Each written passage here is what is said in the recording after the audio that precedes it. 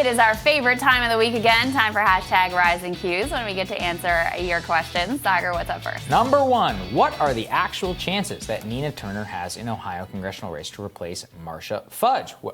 It's Marcia Fudge, by the way, not Martha, although that's kind of funny.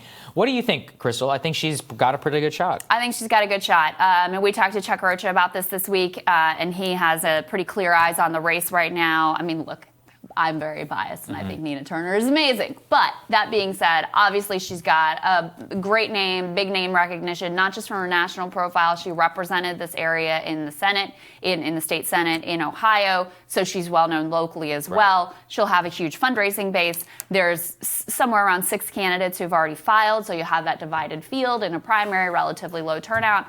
So I think she's got a decent shot at it. It's a Democratic seat, so all the action is going to be in the primary. So, you know, things can always go awry, but I think she's got a good shot at ending up in the seat. I mean, look, I'm not that biased. Look, congressional races are really, especially special elections, are all about like turnout and a highly limited election. It's about money and it's about national enthusiasm. If you can garner some, I think she has all 3 of those different things, which is loyalty for the Bernie movement. She's got grassroots fundraising, and she's got, you know, the turnout advantage, which once you win that seat, it almost always get elected. I mean, who's going to primary her? Like, where? From the left? I mean, how is that possible? So I would much rather be Nina Turner than anybody else in that district. Yeah, well, to your point on that, if she gets in the race and she ends up in Congress, we saw there were efforts to primary AOC, all the members of the squad. It's a failure. And every one of them was a complete failure. Exactly. So, yeah, if she gets into the seat, I think she's going to be in a good position. All right, numero 2. How do we see Biden's administration choices impacting his promise to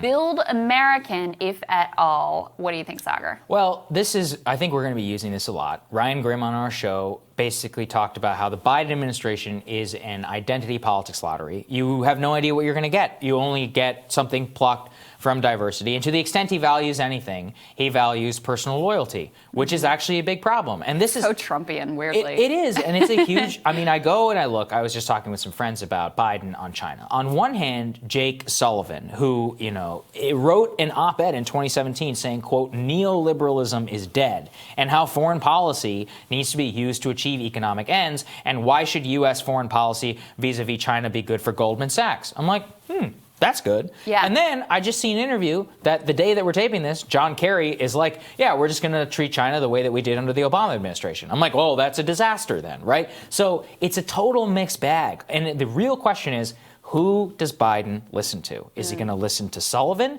Is he going to listen to John Kerry? I think he's going to listen to John Kerry. He's a relationships man. He's known John Kerry for 2 decades. This is what happened in the Obama administration. People were like, oh, well, Obama's Secretary of State says this. Who cares? Because Obama listened to 2 people, Dennis McDonough and Ben Rhodes. That was it. It's only mattered what those 2 people thought. You're going to see very quickly about who Biden listens to. I suspect it is going to be the people who are just been around him and are loyal. And those people are very bad whenever it comes to China, which ties directly to the Buy American initiative. The Buy America and Build American. On the other hand, if I was going to make an optimistic case, it is one of the few things that he's consistently talked about. Yeah. So there weren't a lot of promises that were made on the campaign trail. It was mostly just the soul of America and we're going to not be racist and very vague back to brunch type messaging. But he did get specific on this one particular thing.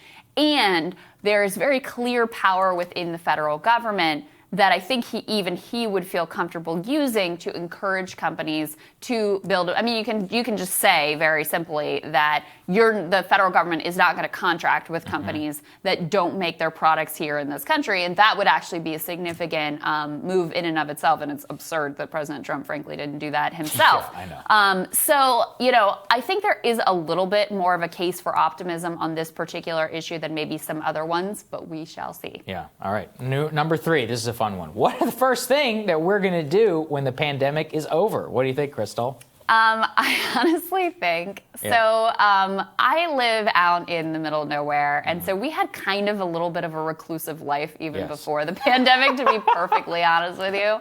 But I think the thing that I'll be most excited about is being able to take my kids to play dates again. Because it's a real ease on the burden of parenting to be like, go play with them instead of bugging me. So that's the thing I'm excited about. I'm a city boy and my inner globalist at heart. I am getting on a plane to Southeast Asia, and I'm not coming back for at least 2 weeks. I can't wait. In order to travel again, it's one of my favorite regions in the world, and it really makes me sad that I haven't been able to do that. So vaccine is coming. Just hang in there, guys. All right. All right. Thanks for watching. We'll have more for you later.